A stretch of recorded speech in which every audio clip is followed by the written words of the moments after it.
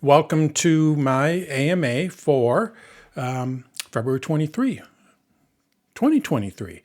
So we have about, actually I'm going to start sharing my screen here so we can get that going. And where is it? Ecamm. Okay, we'll try that one. Can you see my screen all right? Mm-hmm. Perfect. All right. Yes. And you actually, let's see here, you see a little bit of some other windows there, don't you? Yes. Let's move that. And There you are. there we go. And I need to, yep, all right, well, that'll work. Okay, so you're going to hear the beep beep every once in a while. When I set these AMAs up, I didn't do it properly. I didn't put a password in there, so I have to admit them. So just bear with the little beep beep kind of thing. All right, welcome to my AMA. So we have about 35 people that signed up for this. I know a few of them can't make it, which is normal, and then they just watch it later because I do put these out on my site, so you'll be able to watch it later as well. So let's get going with the first question. Well, first of all, I'm going to I'm going to keep this right around an hour again. Some of you know that on Thursday nights, the reason why I had to move it a little bit earlier is because my wife and my family go bowling on Wednesday nights, so I'm just going to ride with them or take her there, and so we have to leave here at the latest at 6:15 Eastern time. So just so you know. All right, let's get going here, and I think we will be able to actually open it up to a few questions at the end as well. The first question that I have, and this is from Floyd. Is Floyd here? Yes, he is. Any progress on the background apps? Now, Floyd, is this the login items that we were talking about, where you get the little notification with the login? Yeah, that says they're running in background. Yep. And it keeps putting them up. Yep. So what Floyd's talking about is, I'm going to go to my Mac, and unfortunately, I'm not going to be able to mimic it. But essentially, what happens is when he restarts his computer, and I have the same issue. When you restart your computer, when you have your login items, what it does is it shows up as a notification up here every single time. And it's only doing that since macOS Ventura, correct? Yep. Well, no. Oh, really? I have a MacBook Air running Ventura. It doesn't do it on that. It does it on my iMac M1. All right. So I looked this up, and I don't really seem to have too much of a problem with it anymore. I don't know if I just don't realize it anymore. But as we've talked about before, I know Apple is having a little bit of an issue with this, and I looked it up, and they're still having a little bit of an issue with this. And basically what they say to do, or what somebody said on their forums, I shouldn't say it's Apple saying to do this, it's some moderator or something like that. But what they are saying to do is go to your system settings here and take a screenshot of your login item. So I go to my users and groups, and I would go to my eye here to see what my login, let's see here, where are my login items? They move things around on me here. Yeah, they did. Where are the login items? This is the problem, Floyd, is they kind of move things around. Change password, and If I'm understanding you correctly, isn't that on the startup disk? Under the startup disk? is that where it is? Let's find out. It's in settings. Okay. Yes, but the startup disk, and you click on the disk to. Well, that's for the hard drive. What we want to do is login items. There we go. Let's see where this is. Login right there. Login options. Login items. Open at login. Where is this at though? It's under general. It used to be under users and groups All right. in the past versions of Mac OS. So it's under general here. But basically what they're saying is what you'll need to do is take a screenshot of all of your items here, so then you know what you have to open up again. And to do that, you just use Command-Shift-4, and you can take a screenshot. And then they said, this is what this one person said, is remove everything. So just go in minus, minus, minus, remove everything.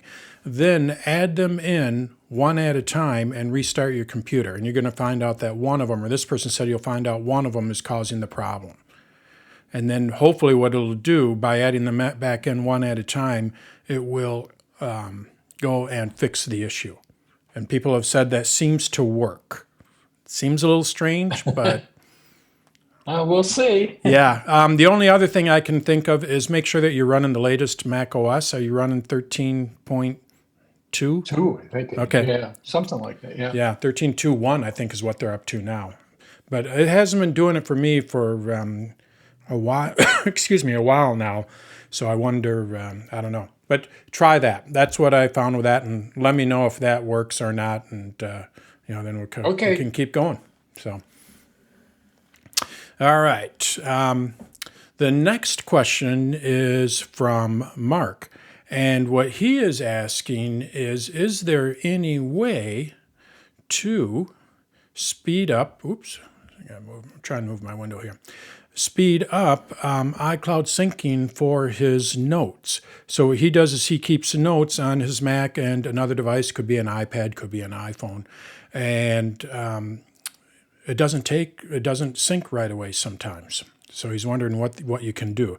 So I did a little bit of a search on this, and basically what I read it from a few different sites. This is not official from Apple, but it kind of makes sense. Is where are my notes? Alert from updates available. They say that you want to make sure that both devices. So Mark, I don't know if Mark is here. I don't see his name. So if you're watching this later, make sure that both devices are on the same network. Also, what you want to do is make sure that your iCloud has enough space, and you can do that by going to your system settings or your settings on your iPad or your iPhone, click on your name, go over to iCloud. Works the same way on all the devices, and you're going to see how much space you have here. Anytime that you're running low on space, it can cause problems. This could be an iCloud, this could be on an external drive, this could be on your internal drive. Space always causes problems. So you want to make sure that you have enough iCloud space. And if you don't have enough iCloud space, you're basically going to have to clean it out a little bit or purchase more storage. There's only two ways that you can get around that. Luckily, you can get minimal storage. I think it's like 99 cents for 50 gigabytes, and that might be enough for what you need to do. And then the other thing is make sure that your Mac and your iPad and all that are also not low on space. So, not only iCloud, but with your Mac, what you'll do is go to General. Again, they moved things around, and you're going to see storage here on the Mac. And what you're going to be able to do is see how much storage you have available. So you want to make sure that you have enough storage. Typically, what Apple recommends, when I worked at the Apple Store, this is what we were told, 10%. And this isn't an Apple thing. This is a Windows thing. This is a computer thing. They want to have a little bit of breathing room. So you could be on Windows, you could be on Mac, you could be on Unix, Linux. They all want to have a little bit of breathing room. At a minimum, you should have 10%. If you can get to 20%, that's even better. So I have a 245 gigabyte drive. So what I need to do is make sure that this doesn't go below 50 gigabytes. If it goes below 50 gigabytes, especially if it goes below 25, going to start running into problems. On the iPad, the way that you can check your storage is, let me admit this person here a minute. What you need to do is go to your name, go to General. It's going to be in the same spot, General again. We go to iPad Storage, and over here you're going to see how much space you are using. So you want to make sure on all of the devices, and if one of the devices is low, it could be causing a problem with the other one. So you want to do this on the iPhone, any device that is using your iCloud. Make sure that you have enough space. And then hopefully what that will do is that'll speed up that syncing. Outside of that, there's really not a whole lot you can do. There's, sometimes they say turn it off, turn it back on. Well, that doesn't speed it up because you're turning it off and then turning it back on. So make sure you're on the same Wi-Fi, have a good signal to the Wi-Fi, and then make sure you have enough space. That was the typical thing that we kind of saw. All right. All right. So our next question is from Philip, and this one is for, I believe it's for the Mac. Is Phil here? Is this? Yep, Yep. I'm here. Hi, Phil. So you're in Florida, and he's using a trackpad. He doesn't have his mouse, from what I gathered in his email, and he has an app stuck in the dock here. Yeah, when Safari was, they brought in the new version of it overnight, Yeah. and when we got up, the picture of it has gone from where it is, where we've had it, and where it's our wife and I are used to finding it. Right. It just made itself go over the right side, Over on the right side here. Yeah. And then I moved it all kinds of times, but I've always just used the mouse and done it, and it was over. And I can't seem to get it. I can't seem to get hold of it to move it back. And I'm wondering, It could be, so there could be a couple of things, I'll go with two things that it might be doing.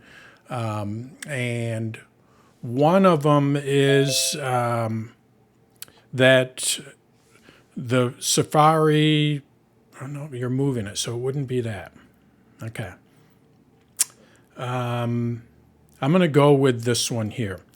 Your trackpad has what's called force click on it. So I'm going to open up my settings here, and I'll be the first one to say it. It's the most annoying thing, and it's kind of like when, if you remember the Apple Watch, for those of you who had an Apple Watch, they used to have the force touch on the Apple Watch. You could press harder on it and it would do stuff. Well, it really isn't that usable. People weren't using it that much, so Apple got rid of it after a couple of years. Well, we have the same thing on the Mac with trackpads, and it's if you don't know that, when you press on the trackpad and you press a little bit harder, it does something that you don't want it to do, which might be what's going on with you, Phil. So I'm going to go to my trackpad here. Oh, there it is. And what you're going to see under point and click here is force click. When you press firmly, it's going to do a quick look. It's going to do other things. If you don't press firmly, so it's a softer touch, then it works like a regular trackpad. So I'm going to turn this on, and I'm going to try to replicate what you're talking about. So when I go down to Pages here and I want to move it, I can't. That's that force click. It's going into no available windows, or it's just doing different things. If I were in here, let's see what it does there. Yeah. If I have something selected, you just can't, because I'm pressing it too hard. Is that what you get as no available windows? No, I didn't get a message, but certainly it was as if, and I've noticed that trying to move files in a folder Right. that I wanted it, when I'm getting income tax things in, it wants to go into the 2023 folder, and so I try to move to the 2022, and it just doesn't want to do that. Now I can, go up and use the commands and take it out and go through. See if this is on by default. So if you didn't turn it off, this is going to be on. And like I say, what you basically want to turn that off. I don't know one person that uses it. And now what I'm able to do is, no matter how hard I press this, what I'm able to do is take this and move it where I want. Without any issue. Okay. So I'll try that, Dan. That okay. makes a great Then let me know if that works. My guess is I have a pretty good idea that that might be what it is. So, Okay, great. Thank you. all right, let's see what else we got here. How can I save the screen brightness adjustment? This is from Evelyn. Is Evelyn here? She didn't say if it was from the iPhone, the iPad, or the Mac, but they pretty much all work the same. What I need to do is when people submit questions, I'm going to add another question in there so I know which device it's for. But we'll just look at it on the Mac, and I'll also look at it on the iPad because the iPhone works the same way. And I would think she would see this, but sometimes you miss stuff. When you go to your screen and brightness, she says what she'll do is go to the screen and brightness. Maybe what she's doing is going to the control panel here, and you can adjust the brightness here. And then what'll happen is it doesn't remember it. So that's what she's running into. So she's wondering, how can she have it memorize it?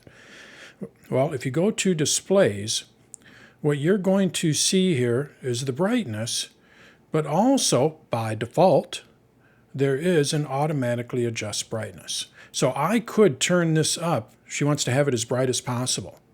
Well, as soon as my lights go down here, this thing's going to automatically dim it. It will not remember it because I have automatic on. So if you're watching this later, Evelyn, make sure that the adjust auto brightness is off. And then also what I would do is I would recommend turning off True Tone if you have it. What True Tone does is it changes the tone of the screen. So at during the day it's going to have a nice blue light, nice and bright. But at night we want to have a little more warmer screen.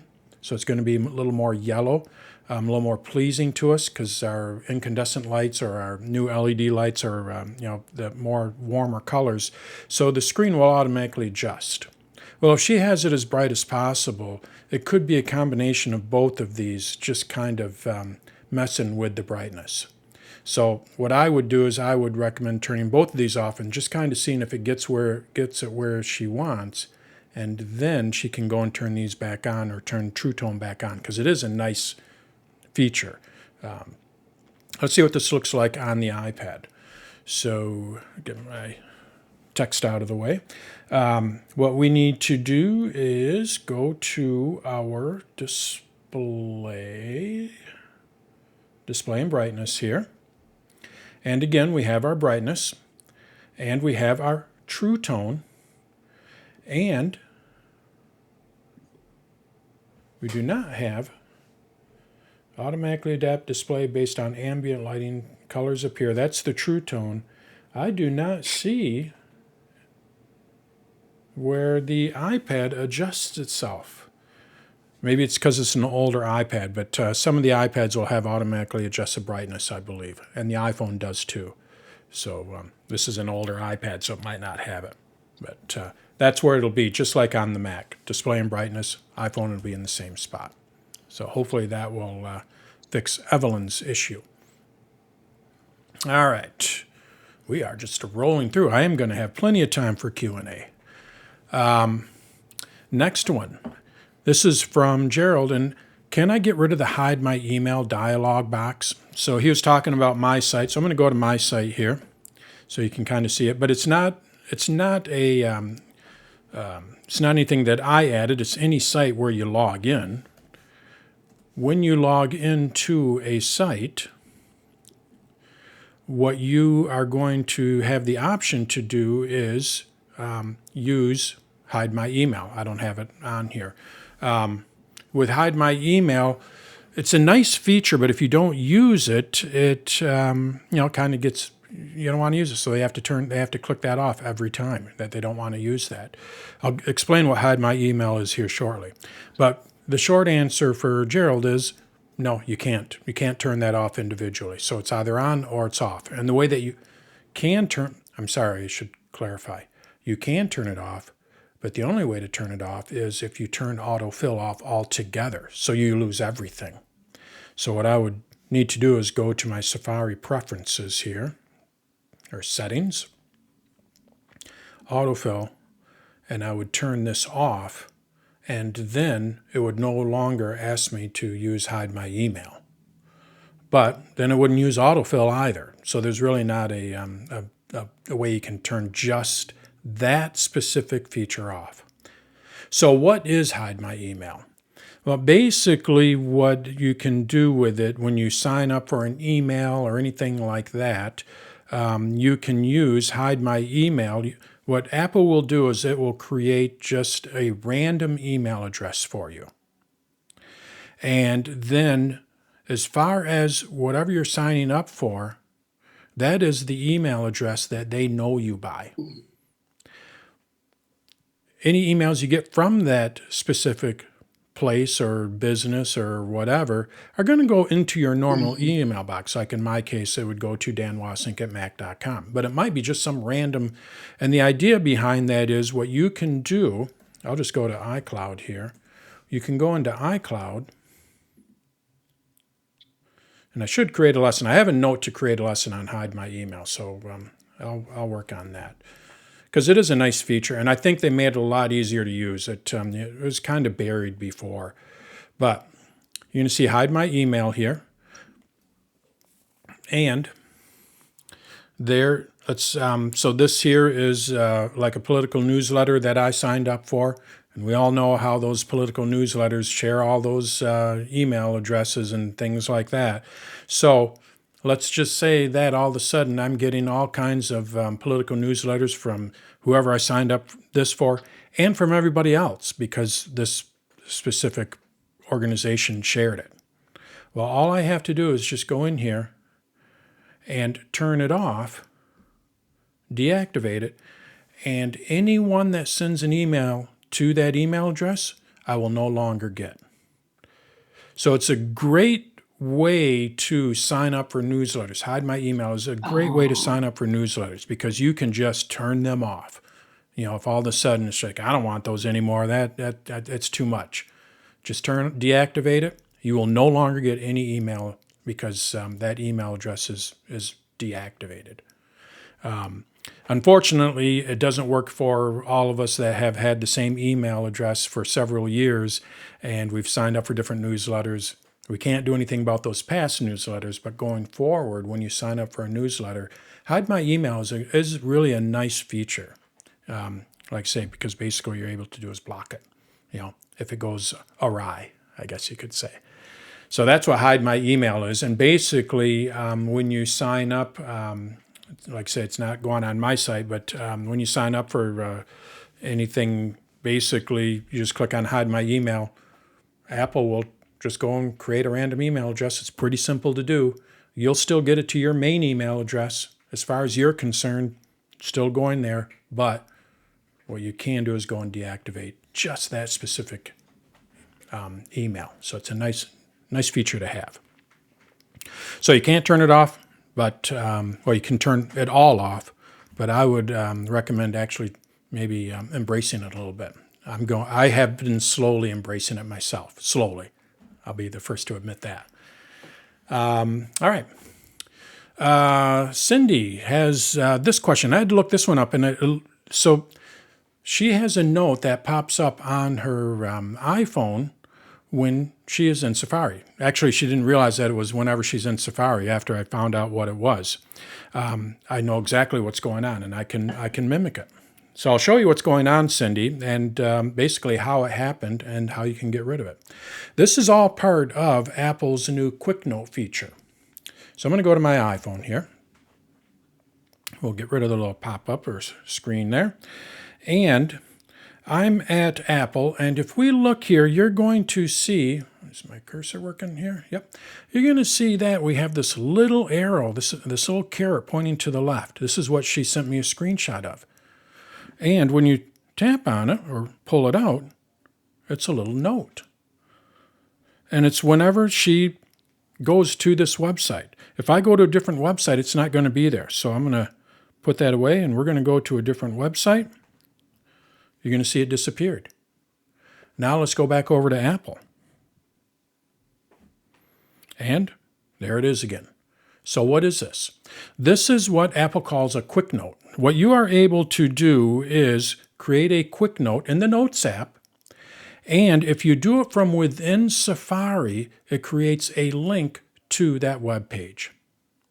So then you can easily look up that note when you go to a web page. So what I'm going to do is open up this note. You tap on it. It opens up the quick note. To get rid of it, what you need to do is get rid of this link. You're going to see that it says Apple there, or you can just get rid of the note. So I'm just going to delete it. And now, when I go back over here, you're going to see that it disappears. But now let's just say that, I'm looking at an iPhone 14. I got to take a few notes on it, so I want to add some notes to it. This is where a quick note comes in handy. What you do is you go down to the share icon, and you're going to see Add Quick Note. When I tap on this, what it does is it creates a note. You're going to see it says New Quick Note. It adds the link in there. I can type in what I want. I want a new iPhone. Save. Whoop, it wasn't, but we'll just go with it anyway. And now what it did is it created a quick note there. And if I go back over there, here it is. It showed up because that quick note is linked to this web page because I shared that link to that note. So Cindy, what's basically happening is on that web page, you inadvertently created a quick note with that web page link. So you just need to go into your Notes app.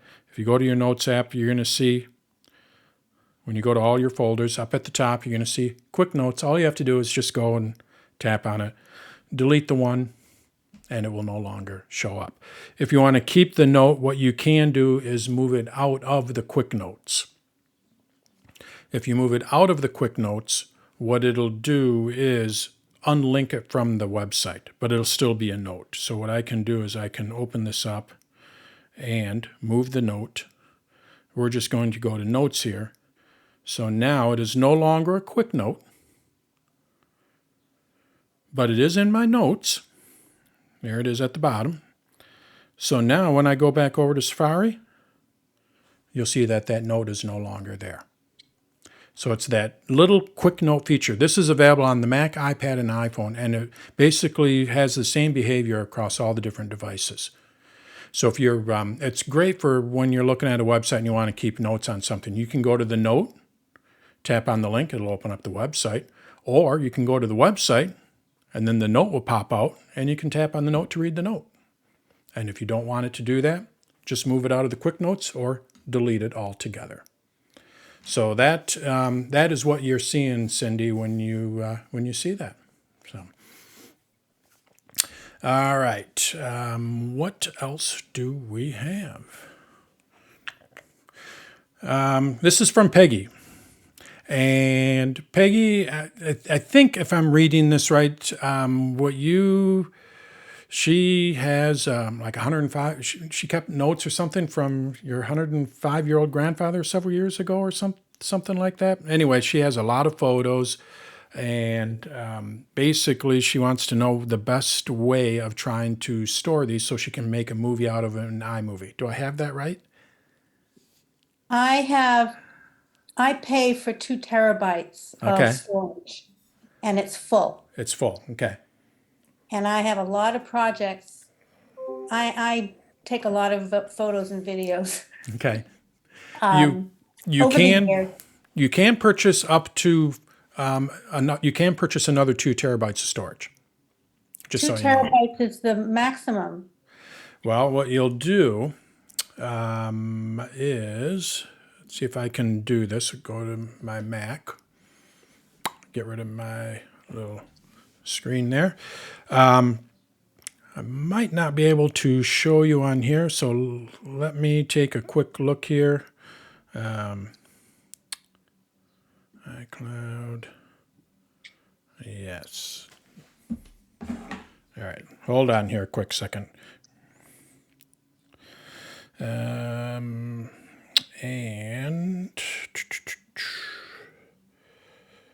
family purchase sharing update. Yeah. View details. I don't need to do that.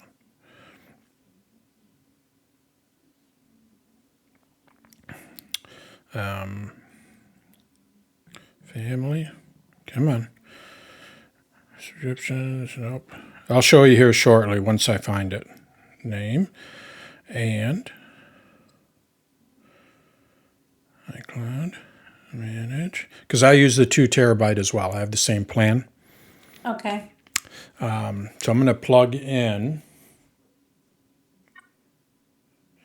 my personal iPhone here.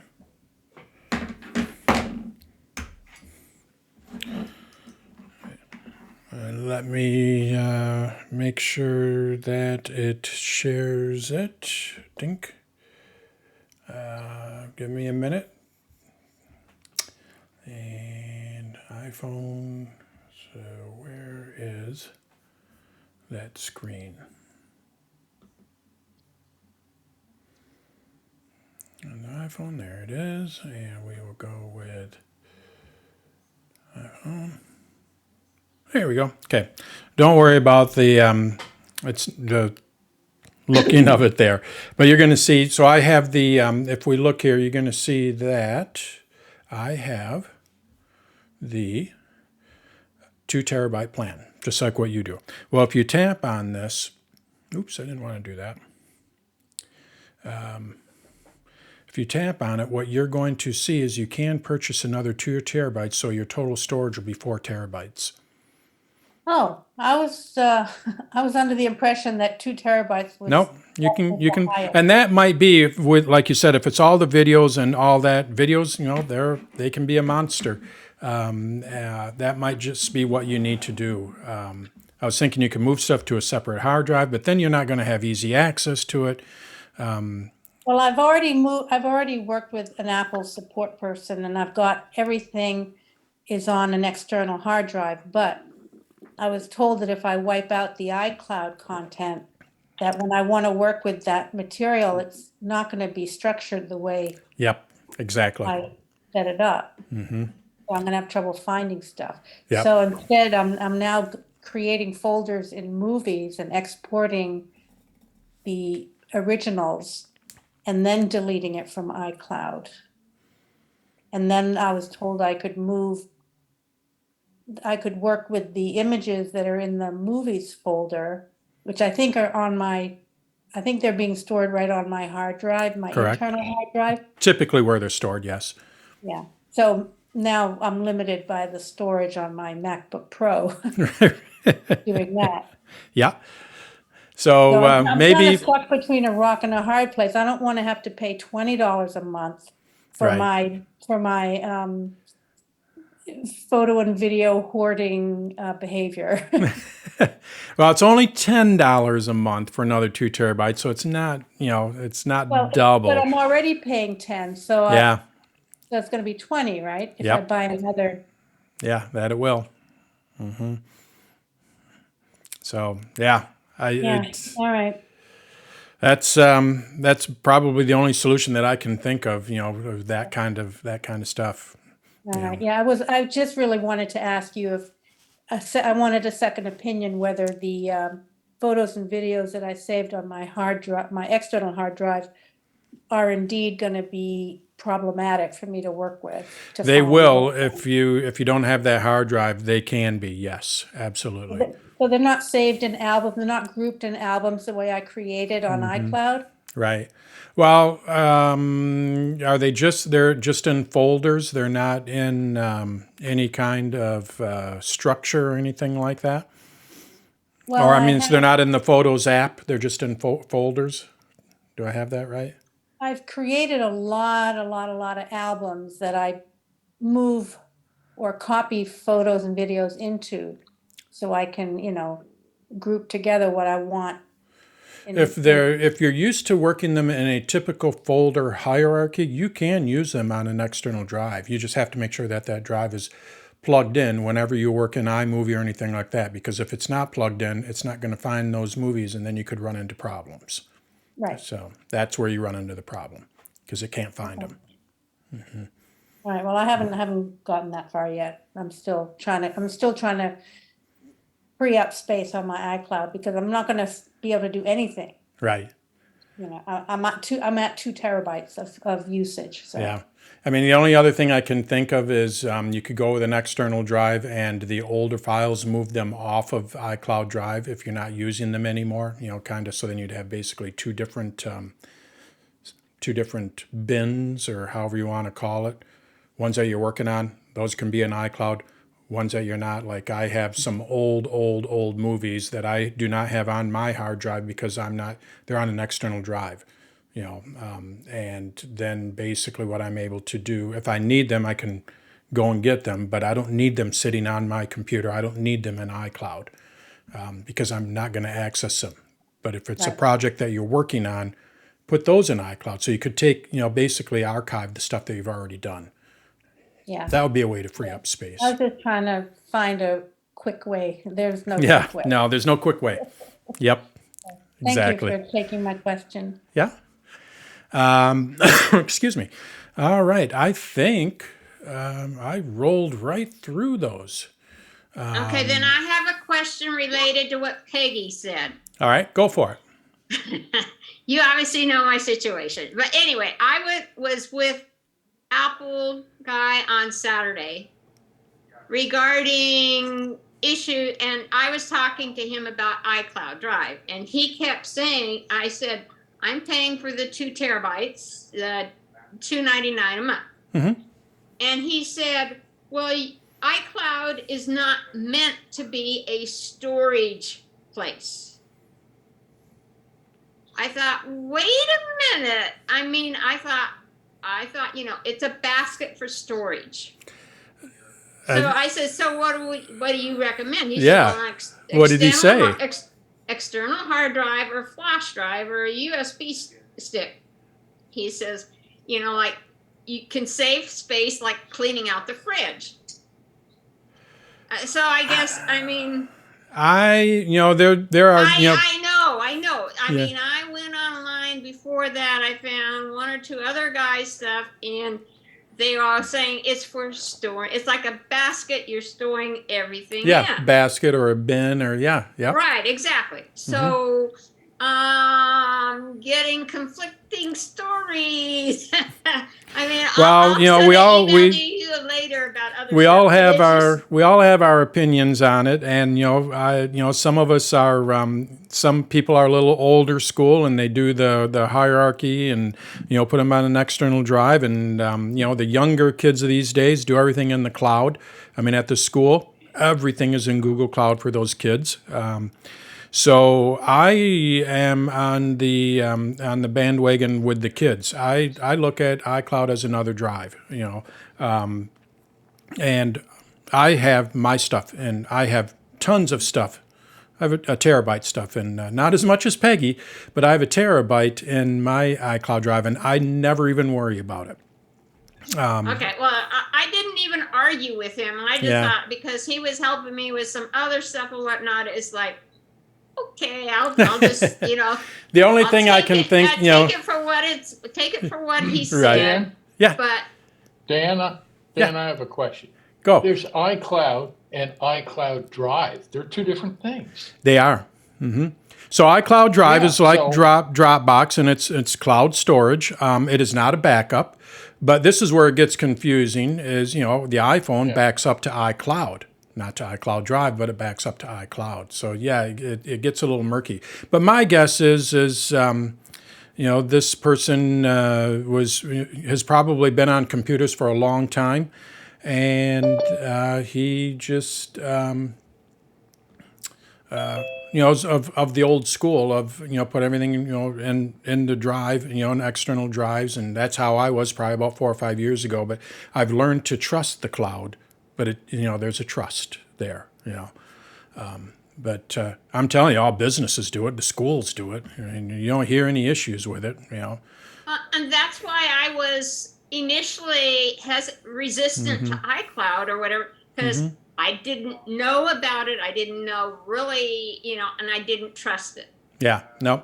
So I'll end it with this. So like Floyd was saying, basically we have iCloud Drive, and that's our drive, our Dropbox, our one drive that Microsoft uses, or Google Drive that Google uses. And that is what, Peggy and myself are using and you're using to store stuff. It is not a backup, and Apple will tell you it is not a backup. So it's just another drive. Then you have iCloud, like what Floyd was saying. And with iCloud, those are what I call different services. So you have your calendar, your notes, all that kind of stuff that keeps everything in sync. And that is all part of iCloud. iCloud Drive is part of iCloud. So when your iPhone and your iPad back up, they're backing up to iCloud, not to iCloud Drive. So that's pretty much it. It's an Apple, and there's some simplistic naming can kind of sometimes get them into trouble. And I'll go with I like an older band called The THE. Try to search. I was searching for them before the meeting here to play on Apple Music. You can't do it because it's the, and Apple's just thinking it's the whatever. So when I say that only because sometimes names can just get you into trouble, and I think Apple, with iCloud Drive, Pages, so generic it can just cover a lot of things. So, yeah. So now I'm kind of confused about iCloud Drive and iCloud. Can you buy Me more too. space on iCloud Drive? You can buy, so basically iCloud, what when you're paying $10 a month for iCloud and iCloud Drive. If you do not use iCloud Drive, you do not have to pay for iCloud. iCloud, they give you 5 gigabytes, and that stores all of your syncing and, like maybe one backup. Like I said, when you back up your iPhone, it is backed up to iCloud. So you're paying, for minimal storage because you're really not using the storage side of it. Now, if you need to use the storage side, like what you're doing, Peggy, and what I'm doing, then what you have to do is you have to pay for that storage, and that's the iCloud Drive. So think of So it when like they had the pricing plans, those are for iCloud Drive, not right. for iCloud. No, right. Basically, what they are doing is they're when you go through the different pricing there, for the most part, the iCloud, what you're getting is more space. The more money you pay, the more space you get. Outside of that, there's really not a whole lot of difference. I think they do have like a private, they're starting to put premium services in there to add the confusion.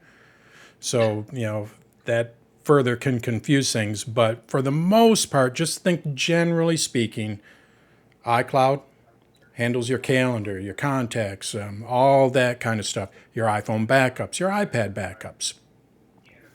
If you need space with iCloud Drive, for the most part, what you're going to have to do is pay for it. If you want to use iCloud Photos, because your photos are stored in the cloud, you're going to need to have space, and that's iCloud Drive. So you have to purchase more space. So, What's iCloud Plus? what's what? iCloud Plus. So iCloud Plus adds the fitness plan. Is that, Steve, do you know, is it the Fitness Plus? So yeah, that's where they add the extra services in there. So, someone. Music, News Plus, it's all of these Premium? premium Yeah. services that Apple offers are all part of the iCloud Plus package. So They call news it is Apple One. 2 terabytes Apple of One. storage. So like Deborah was saying, is with the news is a good example. If you just have the standard iCloud that Apple gives you, you don't pay for anything extra. You're going to be able to get the news, but you're not going to be able to read the Wall Street Journal. You're not going to be able to read, I think they have like 100 different magazines in their news app. They have the Los Angeles Times in there. You're not going to be able to read that. So you get hundreds of newspapers and things like that, but you're not going to get the premium ones.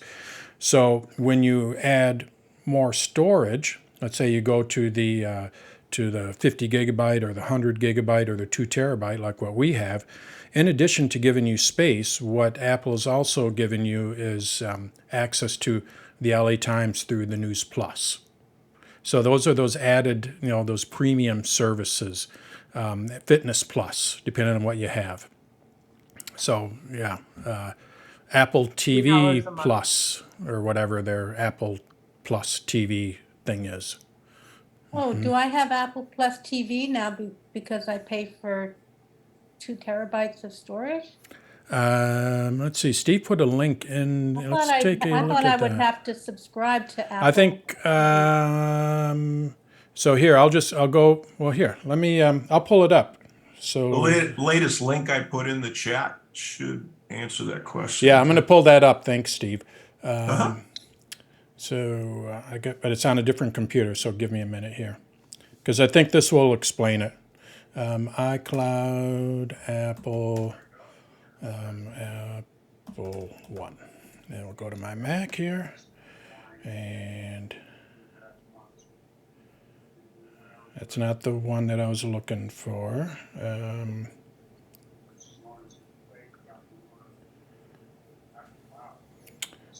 Let's see here. iCloud storage plans. I'll do that one. iCloud storage plans. And we'll use Google, not DuckDuckGo. I put the link in your messages. There it is. Thanks. All right, we got it here. Thanks, Steve. All right, so here we go. iCloud Plus, if you get the 50 gigabyte, what you're going to get is 50 gigabytes of storage. You're going to get the iCloud Private Relay, the Hide My Email. You're going to get the custom email domain and HomeKit secured for one camera. If you go to the 200 gigabyte, you get 200 gigabytes of storage. But also what you can do is hook up to 5 cameras into their HomeKit. And then if you go to the 2 terabyte, like what Peggy has, she's going to get all of that unlimited number of cameras. Now, she still doesn't have the Apple TV. With that, what you need to do is go to Apple One. So as you know, just like with anything, they're just adding more. The more you pay, the more stuff you get. So with the Apple One, and this is what I have. I have this on my 2 terabyte plan. I get Apple Music. I get Apple TV Plus. I get Apple Arcade. I never use that. I don't use Fitness, although I should. I kind of read the News Plus. But I do get the 2 terabytes of storage. And then on top of that, I do the Premiere, and I'm able to share this with 5 other people. So what I can do is I can share my iCloud with my wife, Beth. So my 2 terabytes is shared between her and I. I also have my mom on there, so she can watch Apple TV Plus through my account. She has storage through my account. And then I use it for my 2 demo accounts. Steve's familiar with my 2 demo accounts. Those are my other 2 people that I use, Johnny Appleseed and Abigail Appleseed. I looked it up, and Abigail is supposedly his sister in real life, so I thought, oh, you just use Abigail. So depending on what you pay, you're going to get more features. But for the most part, the way that it works is iCloud Drive gives you space. And if you want to, if you're running out of space, you just need to have more iCloud. I don't think anybody really purchases the $32.95 if they're not going to be using music and TV, well, they could because they need the 2 terabytes. So does that help, or did I confuse it? That increases the price significantly from what I'm It does, paying. but you split now. If it's just a single person or 2 people, yes, absolutely. But in my case, my scenario, this is divided between 5 people. So really, I'm paying $6 a month. When you amortize it out, each person is coming out to like $6-7 a month, and they're getting everything. It's a shared 2 terabytes, so not everyone is getting 2 terabytes, but my mom doesn't use hardly any space. My wife doesn't hardly use any space. My demo accounts don't use any. It's me. I'm like Peggy. It's all me on that one. But they have everything else, kind of thing. So if you have a family, it's actually a good way to go, if you have people that you can share it with. In the long run, it's cheaper, but yeah, it just depends on how many people you can put on the plan if you're in a family, kind of thing. So does that help? All right. Let's see here. Who was it that when we first opened up, somebody had a couple of questions? Is he still here? That was me. All right. What do you got? Okay. What's your? I see guest. I don't want to call you a guest. Yates. It's Archer Yates. Okay. And they show I've got 725 emails and archive, and I'm thinking that is in the iCloud, my mail in iCloud. I'd like to thin a lot of those out because I don't want them anymore. Okay. What's the best way to do that? The best way to do that is just delete them within the email app.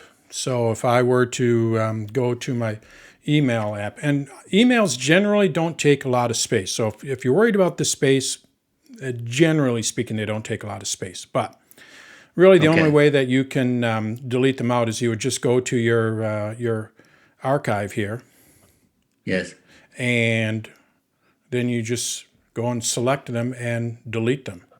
And then what it'll do is it'll move them to the trash. And then about 30 days later, the mail will delete that trash. Typically, your mail stays in the trash for 30 days. It's like a holding tank, kind of thing. So basically, all you have to do is just go to your archive and just select what you want. I got it. Mm-hmm. Okay.